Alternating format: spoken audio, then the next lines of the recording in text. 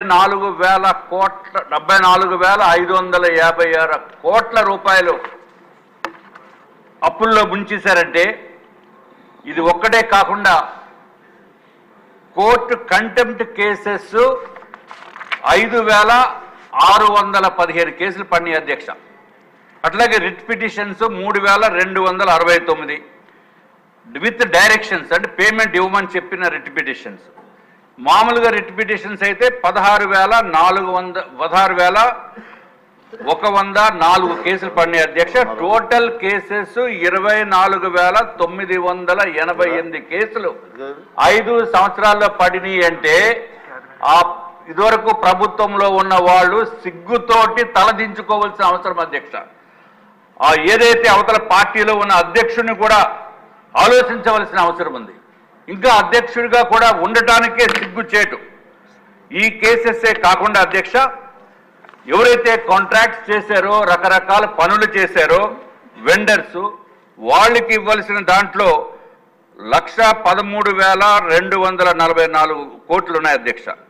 అట్లాగే bills submit చేసి ఇంకా సబ్మిట్ చేయకుండా ఉన్న అమౌంట్స్ చూస్తే అధ్యక్ష సబ్మిట్ చేసిన అయితే అప్లోడెడ్ బిల్స్ అయితే 48,616 కోట్లు, ఇంకా ఎట్ టు బి అప్లోడెడ్ 86,608 కోట్లు ఉన్నాయి అధ్యక్ష. టోటల్గా 1,35,224 కోట్లు బిల్స్ ఉన్నాయి అధ్యక్ష.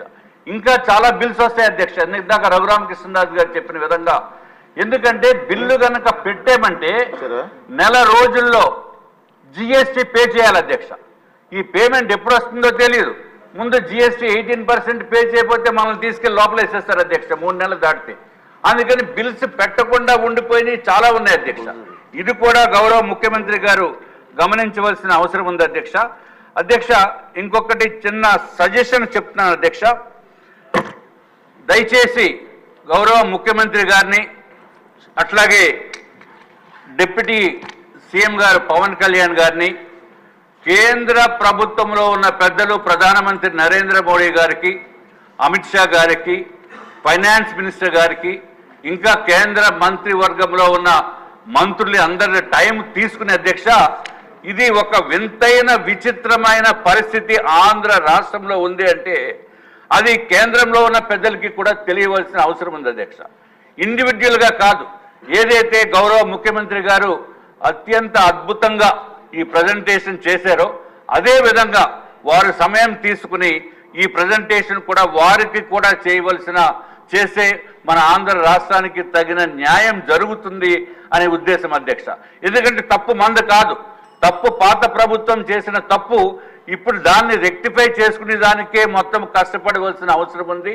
ఇది ఒక్కటే కాకుండా అధ్యక్ష గౌరవ ముఖ్యమంత్రి వర్యులు మన ప్రజలకి కూడా తెలియచేయాలని చెప్పి వారు సజెషన్ చేయటం జరిగింది. అట్లాగే మేము కూడా ముఖ్యమంత్రి గారికి కోరేది ఏంటంటే గ్రామ సభలు పెట్టించి ఎవరైతే మున్సిపల్ కార్పొరేషన్ ఉందో లేకపోతే ఇంకా ఏదైతే ప్రభుత్వం ఆధీనంలో ఉన్న అధికార సంస్థలు ఉన్నాయో వాళ్ళ చేత కూడా పెట్టించి ఇదివరకు ఎట్లాగైతే చేశామో అదేవిధంగా గ్రామ సభల ద్వారా ప్రజలకి చైతన్యం తీసుకుని వచ్చే బాధ్యత ప్రభుత్వం పైన కూడా ఉంది అని చెప్పి తమ ద్వారా తెలియజేసుకుంటున్నాం అధ్యక్ష. సార్ చర్చ ఊహిస్తుంది, తమరు ఏమన్నా సమాధానం చెప్తే బాగుంటుంది. అధ్యక్ష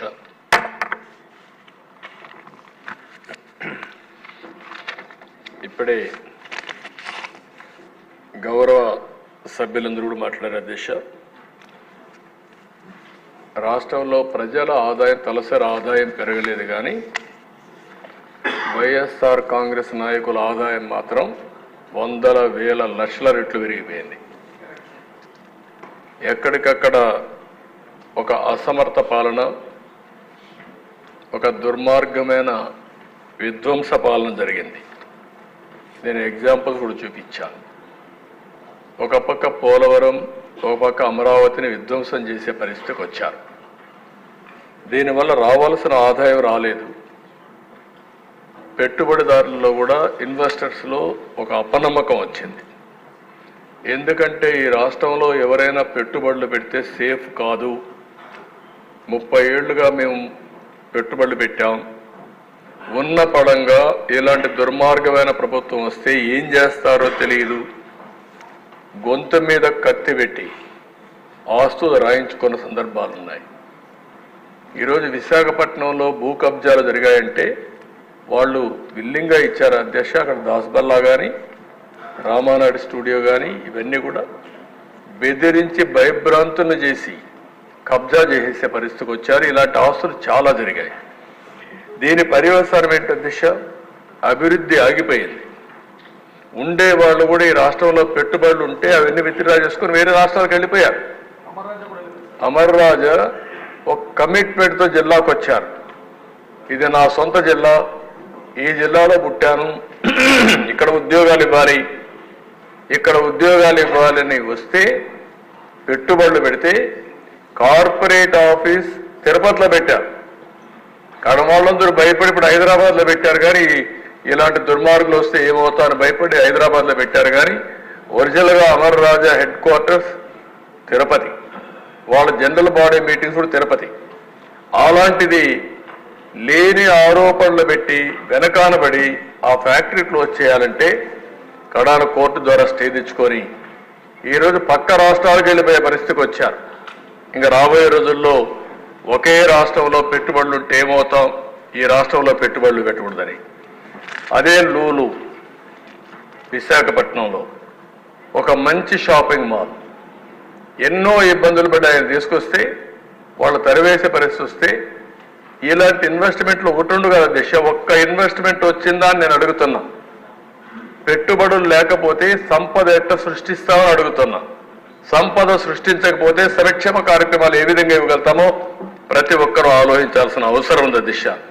ఇప్పుడే చంద్రమోహన్ రెడ్డి గారు చెప్పారు, కరప్షన్ ఏ విధంగా ఉంటుంది, ప్రజాస్వామ్యంలో ఎట్లా సంపాదిస్తారు అనే దానిపైన ఇక్కడ జరిగినటువంటి అవినీతి కొన్ని ఇంటర్నేషనల్ యూనివర్సిటీలో కేస్ స్టడీస్గా తీసుకొని విద్యార్థులు చెప్పే పరిస్థితికి వచ్చారంటే ఎంత పరాకాష్ఠకి వెళ్ళామో మనం గుర్తుపెట్టుకోవాల్సిన అవసరం ఉంది. ఇంకో పక్కన ఇక్కడ చాలా మంది ఎమ్మెల్యేలు చెప్పారు అధ్యక్ష, మాకు ఐడియాస్ ఉన్నాయి. రఘురామకృష్ణరాజు గారు, చంద్రమోహన్ రెడ్డి గారు చాలా మంది అన్నారు. ఈసారి ఎమ్మెల్యేస్లో కూడా చదువుకున్న వ్యక్తులు చాలా మంది వచ్చారు. ఐఏఎస్ రిటైర్డ్ ఆఫీసర్లు చాలా మంది ఇక్కడ ఉన్నారు. పోస్ట్ గ్రాడ్యుయేషన్ చేసిన వాళ్ళు ఉన్నారు, డాక్టర్స్ ఉన్నారు. వివిధ రంగాలలో బాగా నిష్ఠాతులు కూడా రాజకీయాల్లోకి వచ్చే పరిస్థితికి వచ్చారు. యంగ్స్టర్స్ వచ్చారు. ఈరోజు మీ అందరి ఆలోచనలు కావాల్సిన అవసరం ఉంది. ఈ రాష్ట్ర అభివృద్ధి కోసం అవసరమైతే ఏ విధంగా చేయాలని నేను కూడా ఆలోచిస్తాను. మిమ్మల్ని అందరినీ నిరంతరం మీ ఆలోచనలు ఏవైతే ఉన్నాయో ఆ ఆలోచనలు తీసుకుని ఏ విధంగా ఆచరణలో పెట్టాలనో పెడదాం. దానికి ఒక స్ట్రక్చర్డ్ ఆర్గనైజేషన్ కింద క్రియేట్ చేసి ఇంటరాక్షన్ కూడా నేను రెగ్యులర్ ఇంటరాక్షన్ పెట్టి మీ ఆలోచనలు మీరు ఏ ఏరియాలో ఇంట్రెస్ట్ ఉందో అవన్నీ తీసుకొని ముందుకు పోతాం. ఇప్పుడే రఘురామకృష్ణరాజు గారు ఒక మాట అన్నారు. సరే, విష్ణుకుమార్ రాజు గారు, ఇది మన స్టేక్ హోల్డర్స్ మారుమూల గ్రామాల్లో ఉండే ప్రజలు కూడా వాళ్ళకు వాస్తవాలు చెప్పాలి. ఇప్పుడే నేను చూస్తున్నాను, మనం అసెంబ్లీలో వైట్ పేపర్స్ పెడితే ధైర్యం ఉంటే అసెంబ్లీకి రావాలి, వచ్చి మీరు చెప్పింది కరెక్ట్ కాదు, ఇది వాస్తవం, ఇది డాక్యుమెంట్ అని చూపించాలి. అట్లా కాకుండా మనం 9,77,000 కోట్ల రూపాయల అప్పని చూపిస్తే కాదు 7,45,000 కోట్లని ఓన్ తీరి చెప్పే పరిస్థితికి వచ్చారు. అంటే ఆ సాక్షి పేపర్లు వేసుకుంటారు, ప్రజల్ని మభ్య పెడతారు, అబద్ధాలతో మోసం చేస్తారు. ఇంకొక పక్క ఈరోజు మాట్లాడుతూ రషీద్ అనే వ్యక్తిని చంపేశారు, నేను ఢిల్లీకి పోయాను చేశాను. ఎవరు ఆ రషీద్? చంపిన వాడెవరు, చచ్చిన వారెవరు, ఏ పార్టీ వాళ్ళని అడుగుతున్నా. ఒకప్పుడు మొన్నటి వరకు మీ పార్టీ అవునా కాదా? ఓకే, అది అయ్యింది. 36 మంది చనిపోయారని గవర్నర్ దగ్గరికి వెళ్ళావు. 36 మంది పేర్లు ఇమ్మంటున్నా. రషీదు ఎవరైతే చంపారో వాళ్ళని అరెస్ట్ చేశాం. నీకు ధైర్యం ఉంటే, సిగ్గు ఉంటే, నిజాయితీ ఉంటే నువ్వు పేర్లి, నువ్వు చెప్పినట్టు కూడా నేను ఇచ్చా. నువ్వు చంపిన వాళ్ళకు పేర్లు ఇచ్చా. వాళ్ళపైన కూడా యాక్షన్ తీసుకుంటా, మళ్ళా ఆ కేసులను ఓపెన్ చేస్తా. ఈ రోజు నువ్వు చెప్తున్నావు, దానిపైన కూడా నేను యాక్షన్ తీసుకుంటా. సిద్ధమా అని సవాలు విసురుతున్నాను అధ్యక్ష. మాయ మాటలు మాట్లాడద్దు, దొంగ ఏడుపులొద్దు, నంగి మాటలొద్దు. బాబాయిని చంపేసే ఇప్పటికి కూడా ఊకిల్డ్ బాబాయి తెలియదు. చెప్పాల్సిన బాధ్యత లేదా? మాకు తెలియజేయాల్సిన బాధ్యత లేదా? దోషుల్ని నిలబెట్టాల్సిన బాధ్యత లేదా అని అడుగుతున్నారు అధ్యక్ష. మిమ్మల్ని ఎవరన్నా ఉన్నారు? ఆ విషయాలన్నీ కూడా పెడతాను. ఒకే మాట చెప్పాను, ఎవరైనా సరే తప్పు చేస్తే వాళ్ళని శిక్షిస్తాం. మా పార్టీ వాళ్ళని కూడా శిక్షిస్తానని చెప్పాను. అదే మాదిరిగా చాలా మంది మీకు అనుమానం ఉంది, గడిచిన రోజుల్లో హత్యలు చేశారు, అవి మాత్రం మీరు పట్టించుకోలేదని. అవి కూడా వదిలిపెట్టాను, వడ్డీతో సహా చెల్లిస్తా, అది కూడా పెడతాను. ప్రజాస్వామ్యం అంటే తమాషా కాదు. హత్యలు చేయడం, నేరాలు చేయడం, ఘోరాలు చేయడం, ఎదురుదాడి చేయడం, అది రాజకీయ ముసుగులో ఎదురుదాడి చేయాలనుకుంటున్నారు. కానీ ఆ ముసుగు తీస్తాం. నేరస్తులుగానే చూసే విధానానికి శ్రీకారం చుడతానని చెప్పి మరొకసారి తెలియజేస్తున్న దిశ. అది చేసినప్పుడే సమాజం బాగుపడుతుంది. అందుకే విష్ణుకుమార్ రాజు గారు చెప్పిన దానిపైన నేను పూర్తిగా సహకరిస్తా. ప్రతి ఒక్క పల్లెలో చర్చ పెడదాం, లా అండ్ ఆర్డర్ పైన చర్చ పెడదాం, ఆర్థిక ఏదైతే అవకతవకలు జరిగాయో, ఈ క్రైసిస్ ఉందో, ఇవన్నీ కూడా పెడదాం. మాట్లాడితే 2,71,000 కోట్ల రూపాయలు బటన్ నొక్కారంట. ఓకే, మీరు బటన్ నొక్కారు. 9,74,000 కోట్లు ఎందుకు అప్పైనాయి? మీరు నొక్కింది 2,71,000 కోట్లు మీరే చెప్తున్నారు. మీరు అప్పులు చేసింది 9,74,000 కోట్ల రూపాయలు ఇప్పటి వరకు.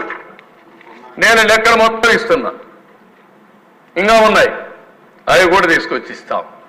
నయా పైసా కోర్టులో కూడా అక్షంతలు, కోర్టులో కూడా కంటెంప్ట్ కోర్టులు వేసి జైలు పంపించే పరిస్థితికి వచ్చారంటే దీనికి సమాధానం చెప్పాలనా లేదని అడుగుతున్నా.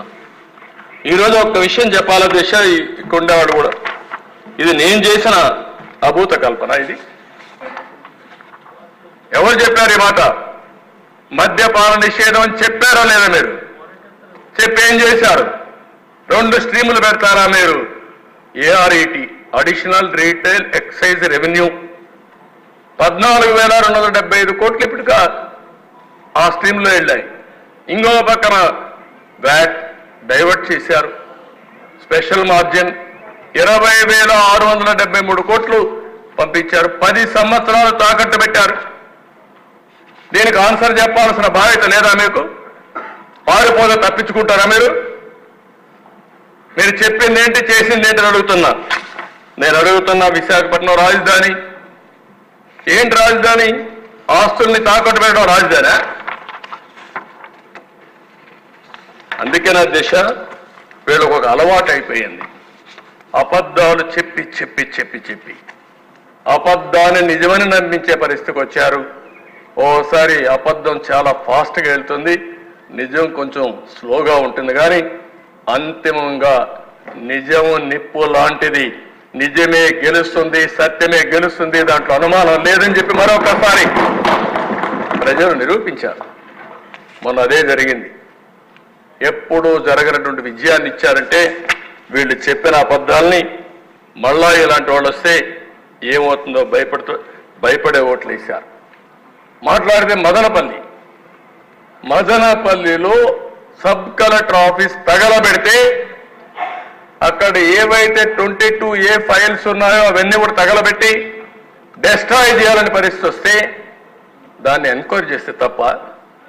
అంటే మీరు తగలబెడితే నేను కూడా మీరు చెప్పింది మీ బాబాయిని చంపి ఆత్మహత్య అంటే నేను నమ్మాలి. ఇప్పుడు మళ్ళా మేము మనమే చంపేశామంటే అవునని మేము ఒప్పుకోవాలి. మా ఆదినారాయణ రెడ్డి ఇక్కడే ఉన్నాడు, ఆదినారాయణ రెడ్డి చంపేశాడు అంటే మనం నమ్మాలి. ఇప్పుడు అవన్నీ